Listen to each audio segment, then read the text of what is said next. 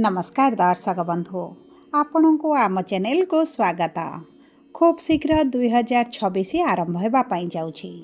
एवं 2026 हार्दिक अभिनंदन एवं शुभ कामना सहित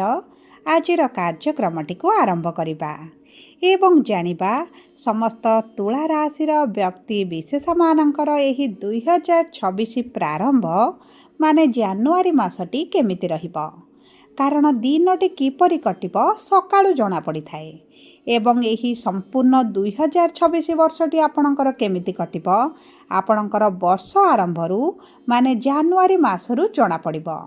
सेथिपाई यही भिडियोटी समस्त तुला राशि व्यक्ति विशेषंक पई बहुत अधिक गुरुत्वपूर्ण रही। आपण केवल आपणकर व्यस्त बहुल समय मध्यरू 10 मिनिट समय आपण निज पाई दियंतु एवं जानतु कौन कौन घटिबो एही जानुआरी मासरे आपणक जीवन रे। देखंतु एही जानुआरी मासरे प्रमुख 4टी ग्रह निजर राशि परिवर्तन करिवे एवं आपणकर तृतीय गृहरु चतुर्थ गृह को गोचर करिवे जहा आपणक पई अभिशाप होई पारे किंबा आशीर्वाद मध्य होई पारे कारण कुंडलीर चतुर्थ गृह को सप्तम गृह को दशम गृह को केंद्र बोली कहा जाए एवं यही गृह को बहुत अधिक शुभ गृह बोली सुख सुविधार गृह बोली मध्य कहा जाए। तेणुक एकत्र 4टी ग्रह आपणकर सुख सुविधार गृह रे रहिबे माने आपणकर सुख सुविधार निश्चित भाव में किछि ना किछि प्रभाव पड़िबो। तेबे कौन प्रभाव पड़िबो ताहा एही भिडियो रे विस्तृत भाव में आलोचना करिबा एवं ता सहित आलोचना करिबा एही जानुआरी मासरे केउ मानक पई शुभ रहिबो एवं केउ मानक पई अशुभ रहिबो ता सहित केते तारीख रे एही ग्रह गुड़िक गोचर करिवे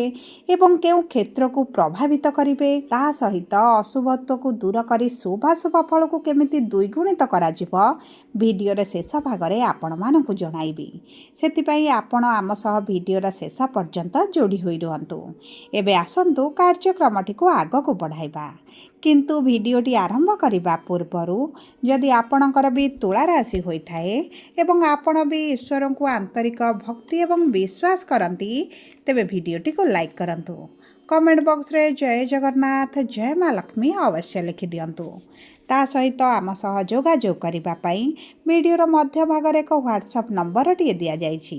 जो नंबर साहाय्य आपण आम सह जोगाजोग करी निजर नूतन कुंडली प्रस्तुत करि परिबे कुंडली विश्लेषण कराई परिबे किंबा आपणकर चाकरी विवाह व्यवसाय प्रेम संपर्क शिक्षा स्वास्थ्य को नहीं किछि समस्या रहिछि ताहार सहजरे एवं स्वल्प मूल्य रे समाधान करि परिबे।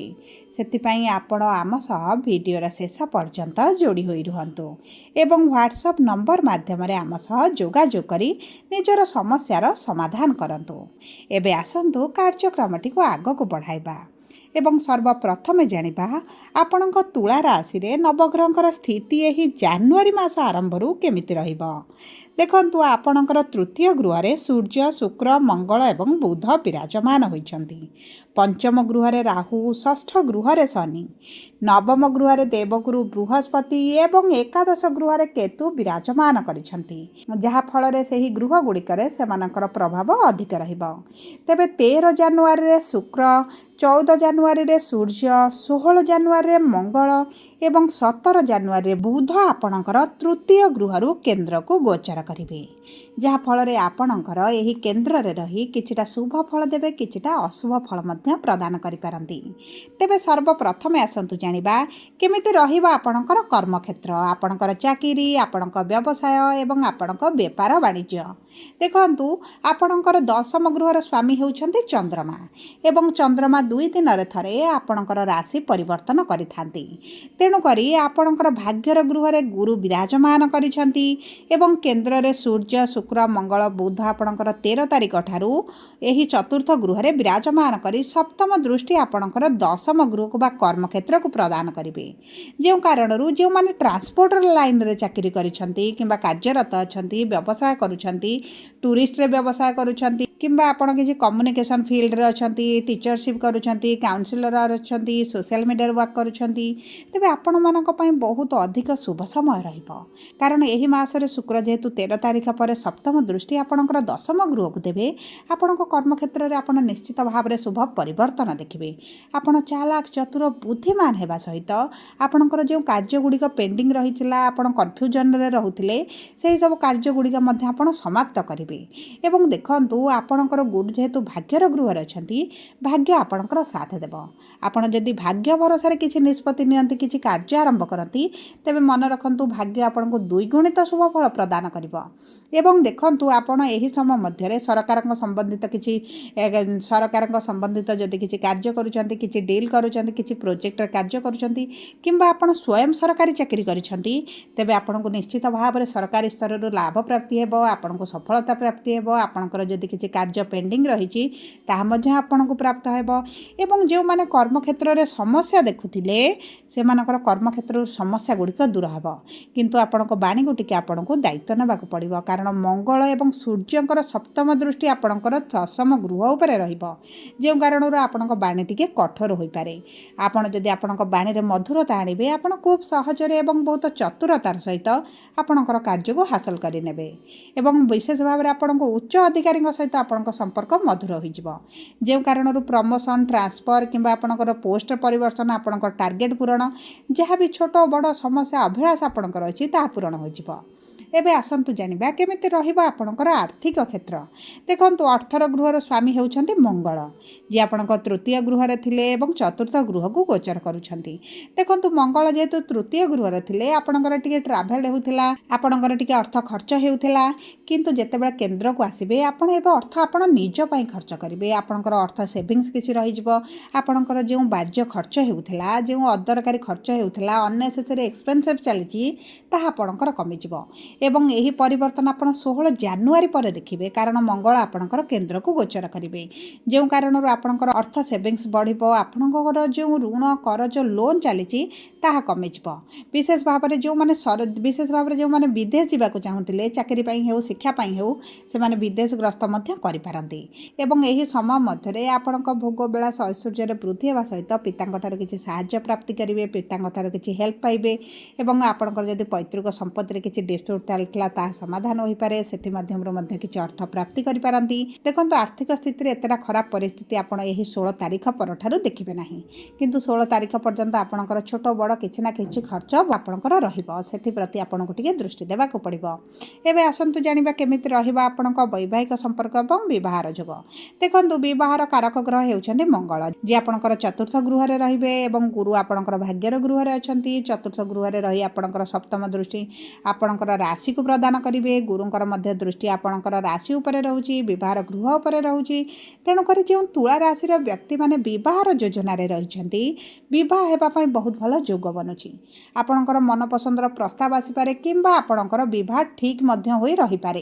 किंबा जदि आपण विवाह पई प्रस्तुत अछन्ती तबे विवाह मध्य आपणकर होई जिवो जदि आपणकर रवि सुदु गुरु सुदु आसीची दशा महादशा भलो चलीची तबे आपणकर विवाह होई जिवार बहुत अधिक संभावना रे देखा जाउची ता सहित जो माने द्वितीय विवाह करबा पई चाहुथिले सेमानक पई मध्य बहुत भलो जोग बनुची कारण गुरु आपणक भाग्यर गृह रे अछंती एवं जो माने प्रेम संपर्क रे अछंती प्रेम विवाह करबा पई चाहुछंती तबे आपणकर विवाह रे किछटा समस्या आसी पारे किंतु आपणकर विवाह होई जिवो कारण राहु जेतु प्रेमर गृह रे अछंती उभयक मध्य रे किछि मनमालिन मतभेद मध्य देखा देई पारे सेति प्रति जदि आपण दृष्टि देबे आपण बैलेंस करि परिबे आपणक संपर्क को आगो नबा पई चेष्टा करिवे तबे आपणकर विवाह होई पारे एबे आसंतु जानिबा केमिति रहिबा आपणकर वैवाहिक संपर्क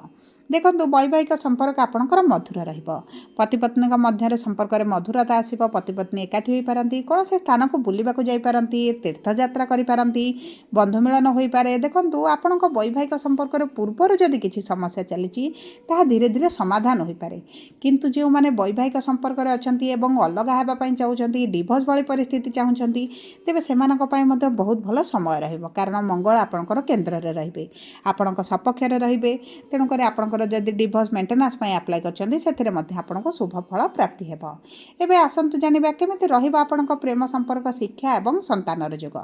देखंतु प्रेम संपर्क रे आपणकर टिके झगड़ा मनमालिन मतभेद देखा दे पारे सेति प्रति आपणको टिके दृष्टि देबा को पड़िबो कारण राहु 18 वर्ष पर आपणकर पंचम गृह को आसिछंती एवं पंचम गृह विराजमान करी आपणकर कन्फ्यूजन बढ़ेबे, आपणकर संदेह बढ़ेबे, आपणकर मन में बहुत गुड़े नकारात्मक चिंताधारा मध्य आनिबे। सेही सबको जदि आपण बालांस करि पारिबे तेबे आपणकर प्रेम संपर्क भल रहिबो। एवं शिक्षा क्षेत्र में मध्य समान परिस्थिति आपण देखिबे। शिक्षा क्षेत्र में आपणकर मन में द्वंद्व आसीबो, आपण बहुत कन्फ्यूजन रे रहबे, कोन करिवे कोन न करिवे, कोडा सठिक रहिबो कोडा भूल रहिबो किंबा आपणकर निष्पत्तिटा आपणको भविष्य में किसी शुभ फल देव कि देव ना, सब यही भाई कन्फ्यूजन रे आपण 15-16 तारीख पर्यंत रहिबे। किंतु जेतेबेले आपणकर सूर्य एवं मंगल आपणक चतुर्थ गृह को आसिबे आपणकर यही सब समस्या गुड़िक धीरे धीरे दूर होगा आरंभ हेबो। ता सहित जदि आपण उच्च शिक्षा पय विदेश जाबाक चाहूतिले, हायर स्टडीज करबा पय चाहूतिले, तेबे आपणक पय बहुत भल समय रहिछि, कारण पंचमेश आपणक षष्ठ गृह रे अछंती। तेणु करी आपणकर शिक्षा क्षेत्र में यही भाई छोट बड़ समस्या आपण देखि पारंती। एबे आसंतु जानिबा केमिति रहिबो आपणकर स्वास्थ्य। देखंतु स्वास्थ्य आपणकर 13-14 तारीख पर्यंत किछि ना किछि चिंता रहिबे, स्ट्रेस रे रहिबे, आपणकर इम्यूनिटी पावर कम रही पारे, थंडा ज्वर खास सर्दी भली समस्या आपण देखि पारंती। किंतु 14 तारीख परठारु आपणकर स्वास्थ्य रे धीरे धीरे इंप्रूवमेंट आपण देखिबे। पूर्वरु जदि किछि समस्या चलिथिला ताहा दूर होइजिबो। एवं मने रखंतु आपणकर किछिटा स्किन समस्या मध्य बाहरी पारे, कारण सूर्य मंगल जेहेतु चतुर्थ गृह रे रहिबे, एकत्र रहिबे, चर्म जातीय समस्या किछिटा देखा दे पारे, से प्रति आपण टिके दृष्टि देबे। सब पर अशुभत्व को दूर करी शुभाशुभ फल वृद्धि पाई आपण शुक्रंकर बीज मंत्र 108 थर प्रतिदिन पाठ करंतु।